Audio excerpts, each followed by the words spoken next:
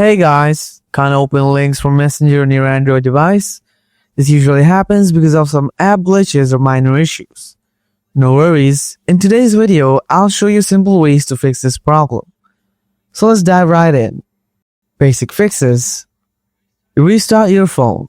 Sometimes a quick reboot clears up a little glitches. Check your internet connection. A weak or unstable connection can stop links from opening. Update Messenger. Using an outdated version might cause this issue. Head to the Play Store and see if there is an update waiting for you. Advanced fixes. Clear cache and data. Long press the Messenger app icon. Tap the Info or App Info button. Select Storage and Cache. Tap Clear Cache first, then Clear Data. Log back into Messenger and test if links open now.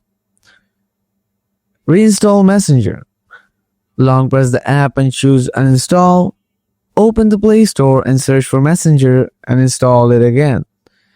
Log back in and check if the problem is fixed.